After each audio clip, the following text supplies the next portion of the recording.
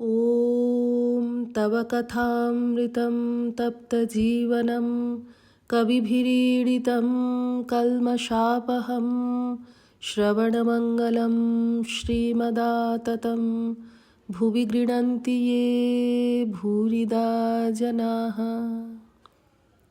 দক্ষিণেশ্বরে নীলকণ্ঠ প্রভৃতি ভক্ত সঙ্গে কীর্তনানন্দে 1884 5ই অক্টোবর। ঠাকুর আবার গান ধরিলেন।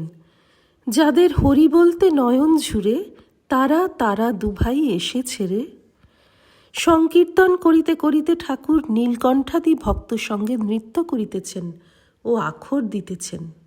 রাধার প্রেমে মাতোয়ারা তারা তারা দুভাই এসেছে রে। উচ্চ সংকীর্তন শুনিয়া চতুর্দিকের লোক আসিয়া জমিয়াছে।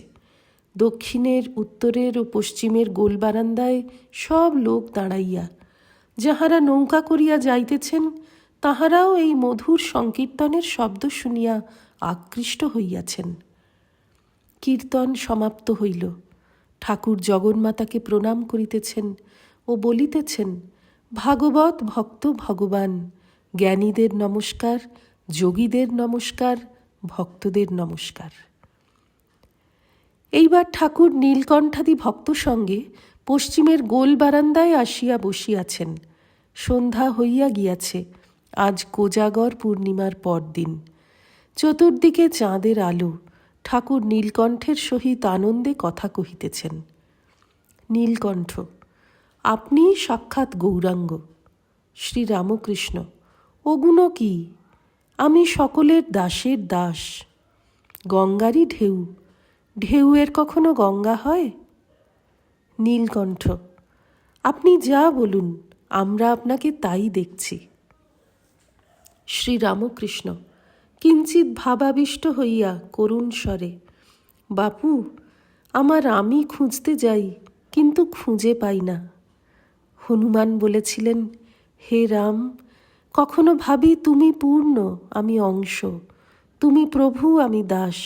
আবার যখন তত্ত্বজ্ঞান হয়, তখন দেখি তুমি আমি, আমি তুমি। নীলকণ্ঠ: আর কি বলবো, আমাদের কৃপা করবেন। শ্রীরামকৃষ্ণ সহাস্যে: তুমি কত লোককে পার করছো, তোমার গান শুনে কত লোকের উদ্দীপন হচ্ছে। নীলকণ্ঠ: পার করছি বলছেন, কিন্তু আশীর্বাদ করুন যেন নিজে ডুবি না। শ্রীরামকৃষ্ণ সহাস্যে: যদি ডোবো তো ওই সুধার হ্রদে। ঠাকুর নীলকণ্ঠকে পাইয়া আনন্দিত হইয়াছেন। তাহাকে আবার বলিতেছেন, তোমার এখানে আসা, যাকে অনেক সাধ্য সাধনা করে তবে পাওয়া যায়। তবে একটা গান শোনো। গিরি গণেশ আমার শুভকারী, পূজে গণপতি পেলাম হৈমবতী, যাও হে গিরিরাজ আনো গিয়ে গৌরী, বিল্ল বৃক্ষ মূলে পাতিয়ে বোধন, গণেশের কল্যাণে গৌরীর আগমন, ঘরে আনব চণ্ডী, শুনব কত চণ্ডী, কত আসবেন দণ্ডী, যোগী জটাধারী। চণ্ডী যেকালে এসেছেন, সেকালে কত যোগী জটাধারীও আসবে। ঠাকুর হাসিতেছেন। কিয়ৎক্ষণ পরে মাস্টার বাবুরাম প্রভৃতি ভক্তদের বলিতেছেন, আমার বড় হাসি পাচ্ছে, ভাবছি এদের আবার আমি গান শোনাচ্ছি। নীলকণ্ঠ: আমরা যে গান গেয়ে বেড়াই, তার পুরস্কার আজ হল। শ্রীরামকৃষ্ণ সহাস্যে: কোনো জিনিস বেচলে এক খামচা ফাউ দেয়, তোমরা ওখানে গাইলে, এখানে ফাউ দিলে। সকলের হাস্য। ষষ্ঠ পরিচ্ছেদ।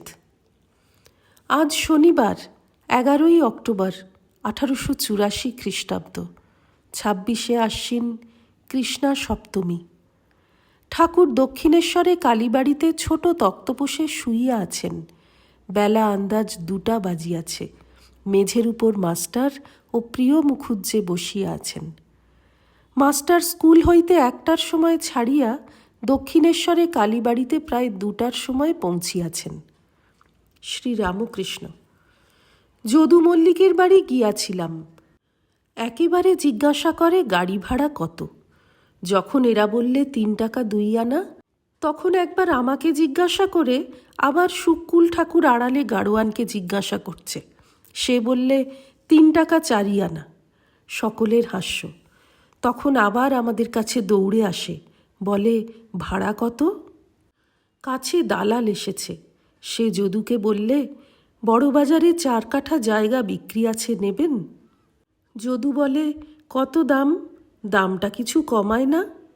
আমি বললুম তুমি নেবে না, কেবল ঢং করছো না? তখন আবার আমার দিকে ফিরে হাসে।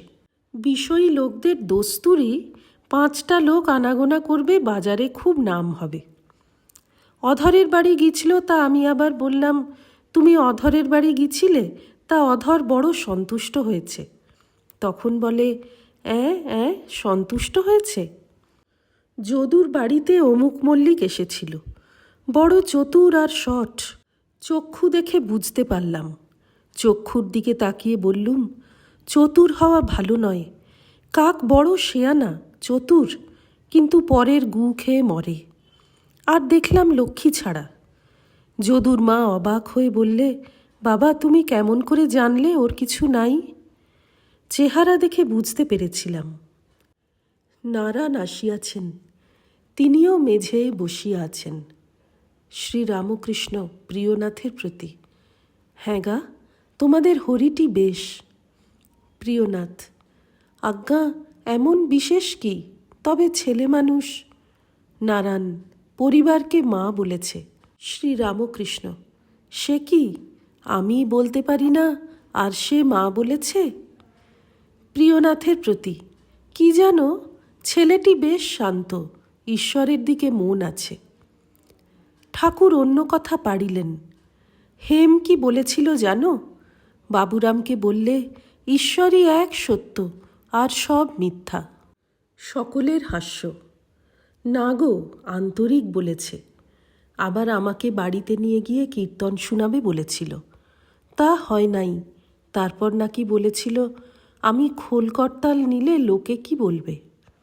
ভয় পেয়ে গেল, পাছে লোকে বলে পাগল হয়েছে। হরিপদ ঘোষপাড়ার এক মাগির পাল্লায় পড়েছে। ছাড়ে না, বলে কোলে করে খাওয়ায়। বলে নাকি গোপাল ভাব। আমি অনেক সাবধান করে দিয়েছি। বলে বাৎসল্য ভাব। ওই বাৎসল্য থেকে আবার তাচ্ছল্য হয়। কি জানো, মেয়ে মানুষ থেকে অনেক দূরে থাকতে হয়, তবে যদি ভগবান লাভ হয়।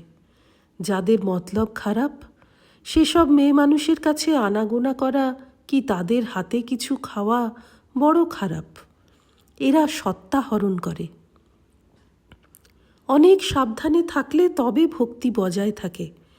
ভবনাথ, রাখাল, এরা সব একদিন আপনারা রান্না করলে, ওরা খেতে বসেছে, এমন সময় একজন বাউল এসে ওদের পংক্তিতে বসে বলে খাবো।